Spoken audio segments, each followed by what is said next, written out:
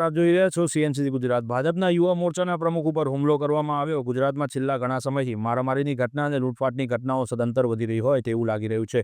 અમદાવાદ અને સુરત, રાજકોટ જેવી મોટી સિટીઓમાં લૂંટફાટ અને મારામારીની ઘટના અવારનવાર સામે આવી રહી છે। લોકો રોડ ઉપર તલવાર અને હથિયારો લઈને મારવા દોડી આવે છે। રોડ રસ્તા ઉપર જાણે કોઈ ફિલ્મના દ્રશ્યો ચાલી રહ્યા હોય તેવું સર્જન થઈ રહ્યું છે। તો ફરી એકવાર ભાજપના યુવા મોરચાના પ્રમુખ ઉપર 20થી 25 જણાનું ટોળું આવીને હુમલો કરે છે અને માર મારીને નાસી જાય છે।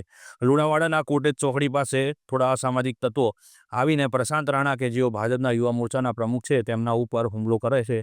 ત્યારબાદ તેમને સારવાર અર્થે હોસ્પિટલ ખસેડવામાં આવે છે। ભાજપના તેમજ પ્રશાંત રાણાના ઘરના સભ્યો અને તેમના મિત્રો એકત્રિત થાય છે અને વધુ વિગત આપણે તેમના નાના ભાઈ પાસેથી મેળવીએ કે સમગ્ર ઘટના કેવી રીતે ઘટી છે।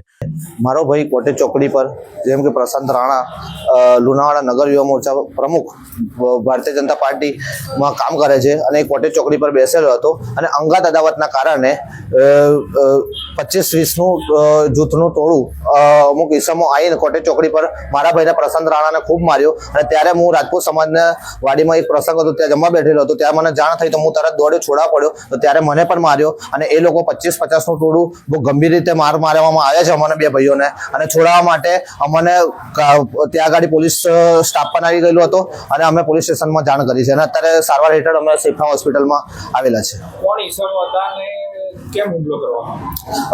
મુવાડા વિસ્તાર અને લુણાવાડાના અંદર મુવાડા વિસ્તાર અને જડાતીવાડના ઈસમો છે જેમ કે કેતન ડોડિયાર છે, જડાતીવાડથી ભાર્ગવ પટેલિયા છે, એનો કેતન ડોડિયારનો ભાઈ વિષ્ણુ ડોડિયાર છે, એમ કરીને કંઈક 10-15 ઈસમો જે બધા છે અમુકના નામ નહીં ખબર એ બધા ઈસમો આવીને મારવામાં આવે છે। ફરિયાદ આપી છે પોલીસ સ્ટેશન અને ખોટી ખુરશી અને પથ્થરથી મારવામાં આવે છે અને મારા મોટા ભાઈને કાનમાં સંભળાતું નથી એવો મારવામાં આવ્યો, ગંભીર ઈજા થઈ છે।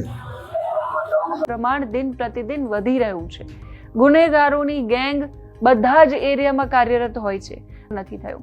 આ સિવાય સામાન્ય માણસ સુરક્ષિત નથી એ તો સમજ્યા, પણ સત્તાધારી પાર્ટી જેના નેતા એવું કહેતા હોય કે કોઈ પણ ચમરબંધીને છોડવામાં નહીં આવે, કાયદો કોઈને છોડશે નહીં, ગુનેગારોમાં ડર બેસે એવી કાર્યવાહી રાજ્યની પોલીસ કરશે અને ટાંટિયા એ તૂટશે, પણ કયા ગુનેગારોમાં કાયદાનો ડર બેઠો એ સમજાઈ નથી રહ્યું।